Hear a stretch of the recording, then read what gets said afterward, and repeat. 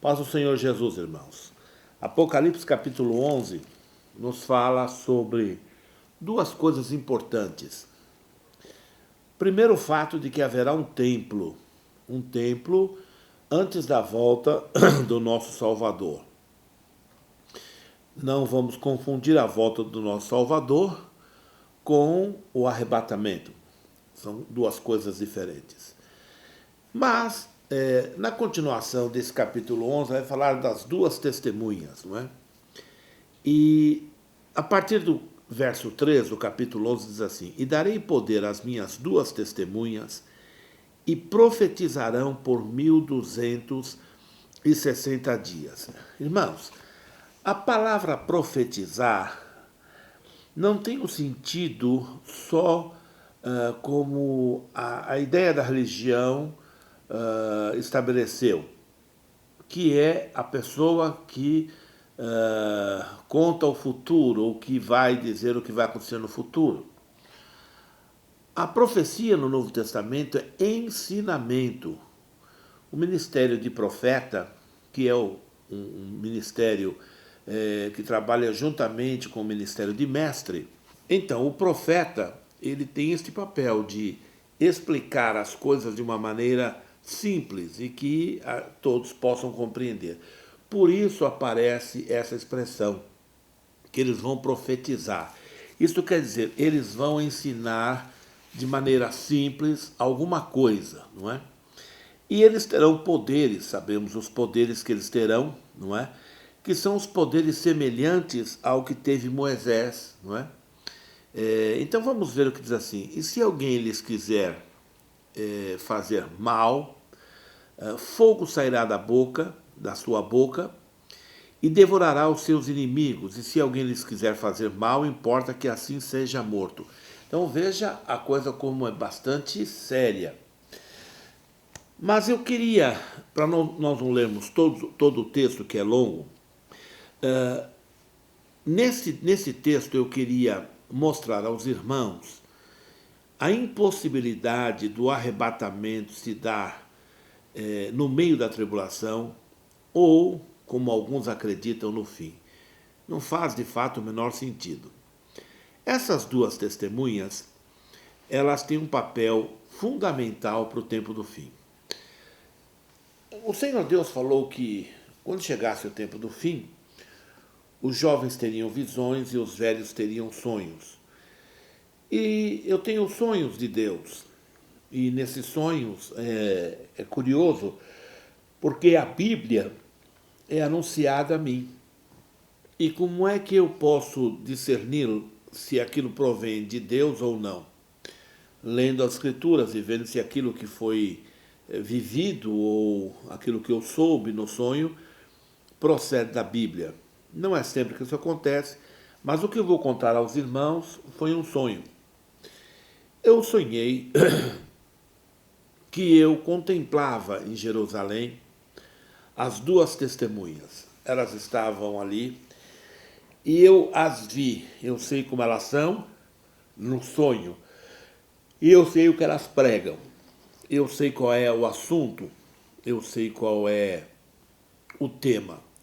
E por isso que eu falei a princípio que o papel dela será de ensino.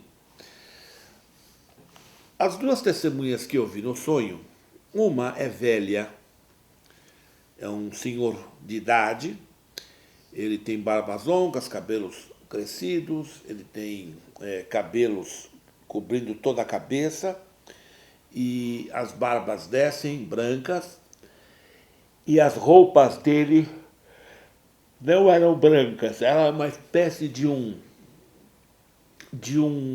mescla de creme, marrom, bege, havia alguns tons, não é? Mas, ao mesmo tempo, não eram roupas finas, eram roupas grosseiras. Isso daria, não é que era uma roupa, um composê bonito, não, não. Eu estou dizendo pelo fato de que não havia um tecido uniforme, não havia nada muito, enfim, harmonioso. Não, ao contrário, era uma vestimenta feia. Ambos estavam assim. e com essas roupas. Isso quer dizer que não havia nada ali para que pudesse chamar a atenção sobre isso. Ao contrário, uma sensação de repúdio, como uma pessoa mal vestida. Perdão, irmão, estou com sono. Que venha do teu lado, assim, e você fala assim, por que ela está tão mal vestida? E não por preconceito, porque não, um pobrezinho não é isso, mas alguma coisa, porque eles se projetavam como quem fala. Então, quando uma pessoa vem falante, invadindo a tua privacidade, a gente fica meio reticente. Eu vi este senhor e vi o outro. O outro tinha cerca de 30 e poucos anos. Sua barba era preta, não é? Normal, não havia nada, nem grisalho, nem nada, eram pretas. Os seus cabelos pretos, o seu olhar muito seguro, não é? O olhar do mais velho era um tanto quanto passado, como um olhar como um olho de um velho que fica meio leitoso. E eu contemplei essas duas testemunhas e eu entendi o que representavam elas e eu comecei a ouvir, porque no sonho me foi dito, preste atenção na mensagem. E aquilo me chamou mesmo a atenção porque foi muito simples. A gente tem uma ideia que elas farão coisas e tal, e o que estava acontecendo era o seguinte, aquela testemunha, aquele senhor de cabelos brancos e tal, ele falava como ninguém a Torá e a Taná. Ele recitava a Torá e a Taná, ele explicava a Torá e a Taná como ninguém. Só que ele não falava nada além daquilo que todo judeu sabia, porém ele falava com uma segurança e com uma clareza que dava a entender aos que ouviam coisas que eles nunca tinham percebido na leitura da Torá e da Taná. Nem os rabinos jamais perceberam, ninguém percebeu.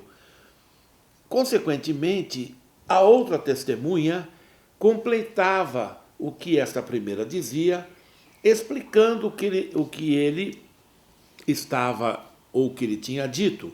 Então ele dizia de um texto do Antigo Testamento e o Novo explicava exatamente isso. Mostrava Jesus naquela palavra. Então, as duas testemunhas terão sentido de revelar a Israel Yahshua HaMashiach, mostrar aos judeus que ele é de fato aquele quem disse ser. Então, esta é a mensagem deles, estes são as duas testemunhas, não são Moisés nem é Elias, essa é uma interpretação equivocada, porque ambos morreram, pelo menos é o que Hebreus capítulo 11 diz, que todos eles morreram na fé.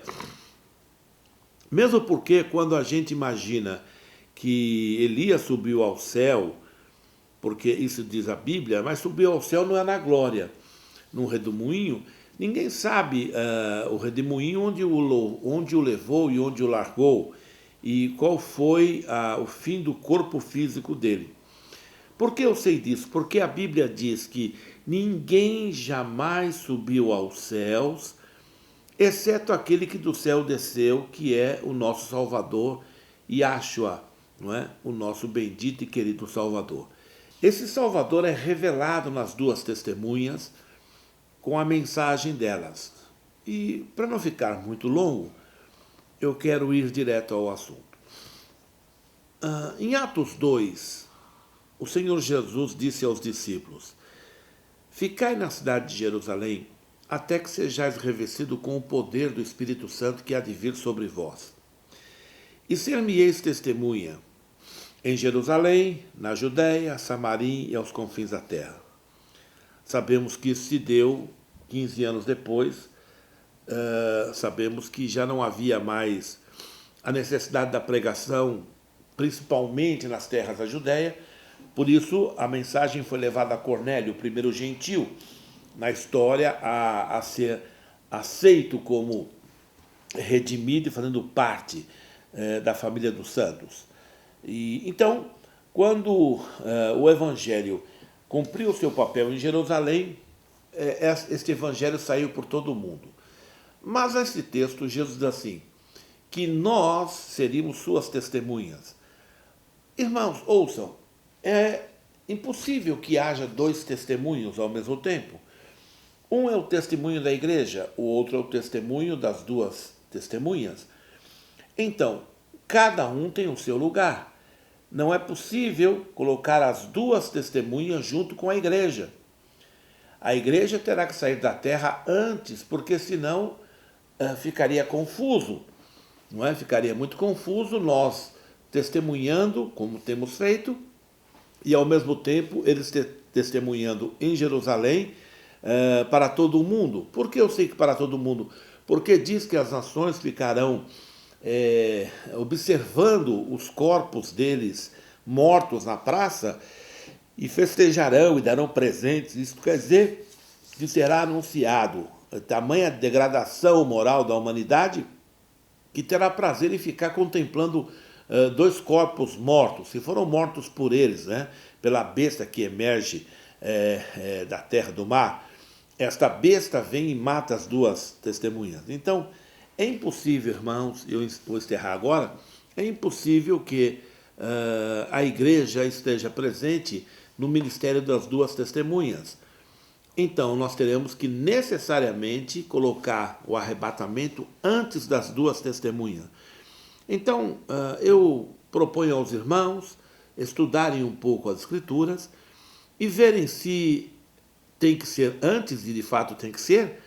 Então, quando? Então, como é que vamos explicar quando será isso, quando se dará isso? Então, eu quero compartilhar com os irmãos este pequeno testemunho das duas testemunhas que anunciarão e elucidarão o Antigo Testamento, a Torá e a Taná, e a outra testemunha estará explicando o texto, estará mostrando a pessoa de Yahshua nos textos, estará explicando a pessoa do Salvador nos textos que a primeira testemunha estará proferindo. Estes são, não é? Ou este ministério se dará por essas duas testemunhas. Então, irmãos, antes que isso aconteça, é necessário que haja um templo em Jerusalém. Esse templo ainda não foi erigido, deverá sê-lo. Alguns defendem que ele será construído depois do arrebatamento da noiva. E outros acham que não. A Bíblia não deixa isso claro, e isso realmente não importa. O que eu sei é que o anticristo manifesto na terra não pode com a igreja aqui. Quem crê nisso é tolo. De fato é um tolo. Ele não conhece o poder de Deus, não sabe a autoridade do nome de Yahshua, ele não tem a menor noção do que representa o poder que Yahshua nos concedeu para expulsar demônios, para curar enfermos e falar em novas línguas. Eles não creem nessas coisas. Eles creem na doutrina da academia deles, não é? Mas não fui eu que escrevi essas coisas na Bíblia. Por certo, não foram os irmãos pentecostais que escreveram. Elas estão escritas e eu só sei de profecia, eu só sei de interpretação, eu só sei de visão, eu só sei de revelação na Bíblia. Eu não conheço outro lugar que me diga estas coisas, não é? Então, alguns irmãos, por não conseguirem ou não quererem abrir o coração para a obra do Espírito Santo, endurecem a cerviz e ficam combatendo contra isso, porque existe um grupo que extrapola, não é? Ele pega as coisas que são verdadeiras e não valoriza, mas eles colocam num destaque fora do contexto para causar escândalo. Então, quem está de fora fala assim, está vendo que isso não é de Deus? Ora, você precisa entender, irmão em Cristo, que nós temos um inimigo, e esse inimigo quer fazer isso, ele quer impedir que os santos entendam as coisas de Deus. Então, o que ele faz? Promove escândalo, promove situações para impedir você de crer plenamente no Evangelho. Então, neste tempo, antes do arrebatamento, o Senhor nosso Deus fará com que a igreja seja absolutamente cheia do Espírito Santo. As pessoas que ficam pregando que de desvio, de frieza, irmão, sempre isso ocorreu. Não é a primeira vez, a igreja teve morta durante muitos anos. A igreja da nossa geração não está morta coisa nenhuma. Você olha para as Assembleias de Deus, estão batizando milhares e milhares e milhares na congregação cristã, em todas as denominações, todas as semanas, pessoas são batizadas. Você não vai conseguir dizer que isso é frieza. Sim, existe uma igreja fria, existe uma igreja desviada, existe uma igreja profanada, existe uma igreja mundana, existe uma igreja homocêntrica, existe uma igreja política, existe uma igreja sincrética, existe uma série de coisas. Porém, a noiva do Salvador, ela está aí, ela é verdadeira. Assim como surgiram, não é, Éfeso, Esmirna e assim foram surgindo, nesse tempo do fim estamos todos juntos, tem todo tipo de crente. Porém, a predominância, claro, é Laodiceia. Mas isso não quer dizer que não tenha Laodiceia, que não tenha Filadélfia, que não tenha Esmirna, que não tenha Éfeso. Tem sim, com certeza que tem. E eu declaro que eu sou Filadélfia. Mas se você não quiser ser, não quiser declarar, não declare. Eu sou, é o meu desejo, eu quero ser e sou, em nome de Jesus, Filadélfia. Então, nesse tempo final, o Senhor Deus está mostrando a sua glória e mostrando a sua palavra. Mas há pessoas que resistem, eles vão estudar, eles vão combater, eles vão teimar para continuar na sua incredulidade, eles vão continuar juntando carne seca dentro de um buraco para escaparem do anticristo, vão comprar sítio em Roraima, no Acre, em Rondônia, para ver se conseguem sobreviver ao que há de vir. E eles estão fazendo isso porque alguém os ensinou. Plante cenoura, tomate, como purificar água. Eu não faço nada disso. Eu sei que meu Redentor vive, eu estou seguro e eu serei arrebatado antes da tribulação. E mais um fato é que essas duas testemunhas apontam para isso. Tem que ser antes. Querido irmão, pense nas coisas de Deus, estude e se encha do Espírito Santo antes desse dia, porque é fundamental. Sem você estar cheio do Espírito Santo, você terá muitas dificuldades. Então, irmão em Cristo, encha-se. Então, você poderia perguntar, como se faz isso, pastor? Eu posso garantir a você, porque a Bíblia assim o diz.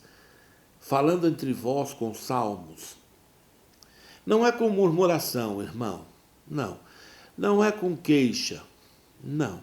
É com salmos, hinos, cânticos espirituais, cantando e salmodiando a Deus no seu coração. Isto é uma disposição de vida positiva, uma posição de vida de gratidão a Deus. Não uma lamentação sem fim, uma reclamação sem fim, só vejo o que é ruim. Se eu vejo um jovem pulando na igreja, é do diabo. Rapaz, esses religiosos são mesmo chatos demais, são muito chatos. Eles querem engessar e querem estabelecer um padrão de culto que a Bíblia não diz, meu irmão. Um dia desses eu tive com uma pessoa que ele congrega numa igreja, eles dão o nome de fundamentalista. Lá não pode tocar instrumentos, é só voz, só voz. Eles pregam e cantam só voz, porque falou que no Novo Testamento não tem música, não é? Eu teria que mostrar Apocalipse para eles, né? E está no Novo Testamento. Mas, irmão, ouça, já está na Taná, já está relatado na Taná, o que Deus gosta. Não precisaria repetir, porque o Novo Testamento é a revelação de Yahshua e não do culto. É a revelação do Salvador e não a revelação do que Deus se agrada no que diz respeito a um culto. No Antigo Testamento, nos ensina que nós devemos celebrar o Senhor com danças, devemos celebrar o Senhor com gritos. Está escrito, dai brados de alegria. O que é brados de alegria? Não é? Louvar a Deus com músicas, com adufos, com pandeiro, com tamborim. Então, como é isso? Aí o pessoal vê um grupo de jovens fazendo um louvor que eles não estão habituados e eles vão logo chamar de demônios. É verdade que tem muita letra que não tem nada a ver de Deus, nada a ver de louvor, nada a ver de nada. Então nós poderíamos falar sobre isso, mas não sobre tipo de música. Olha, o compasso 4x4 é de Deus, mas o 3x4 é do diabo. Ora, o ignorante, conta outra, não é? É muita cegueira. Não, o 2x2 até Deus aceita, não é? Mas o compasso sincopado, não. O simples Deus aceita, mas o compasso composto de jeito nenhum. Olha, Deus não gosta de semifusas, Deus gosta só de colcheias. É de uma estupidez, estou falando para quem conhece um pouco de música, da partitura, não é? Então, olha, não pode louvar a Deus com instrumentos, não é? Não pode louvar, mas não tem isso na Bíblia. Mas eles dizem que isso não é Deus. E não é à toa que eles estão mortos, que nada acontece. Então o que eles veem? Veem morte, não tem cura, não tem libertação, ninguém se converte, não tem batismo nas águas, não tem batismo com o Espírito Santo, não tem a palavra de Deus revelada, não tem a presença do Todo-Poderoso no culto que faz as pessoas vibrarem, chorarem, se derramarem diante do Senhor Deus. Não tem nada disso, é um culto engessado, é uma coisa ruim. E eles continuam resistindo ao Espírito Santo. O Novo Testamento diz, não faça isso. Quando ouvides a voz do Espírito Santo, não endureça o vosso coração. Então, irmãos, encerrando, você não é obrigado a crer em mim de jeito nenhum, mas você poderia pelo menos levar isso diante do Senhor e falar assim, Yahshua, o que é certo? O que é verdade? Me dirija, eu abro mão dos meus conceitos, não é? Eu abro mão do meu cursozinho de teologia diabólica. Porque normalmente o cara vai para o seminário e sai de lá incrédulo, né? Sai zombeteiro, sai maligno, ele aprende um monte de coisas que só vai atrapalhá-lo, não é? Coisas do tipo que a Bíblia não é toda como alguns pensam que deva ser, e começam a fazer piadinhas, e quando você sai de lá, você sai morto. Criou-se então os seminários pentecostais, que procuram não fazer isso, mas engessam do mesmo jeito. Irmão, quebre o gesso em nome de Jesus. Você já está curado, esse osso já tá colado. Quebre o gesso e vá andar direito, em nome de Jesus. Resumindo, as duas testemunhas terão o papel de elucidar o Novo Testamento, de elucidar o Antigo Testamento pelo Novo Testamento. Uma das testemunhas representa o Antigo, a outra representa o Novo. Uma fala o Antigo de maneira extraordinária e a outra explica o Antigo em Jesus, o Salvador, de maneira gloriosa. E milhões de pessoas se converterão pelo ministério dessas duas testemunhas. Mas eu não estarei aqui, eu estarei contemplando da glória junto com a noiva. Que Deus abençoe você e que você faça parte da noiva. Amém, Jesus? Que Deus abençoe e a gente se vê na próxima em nome de Yahshua HaMashiach. Amém, Jesus.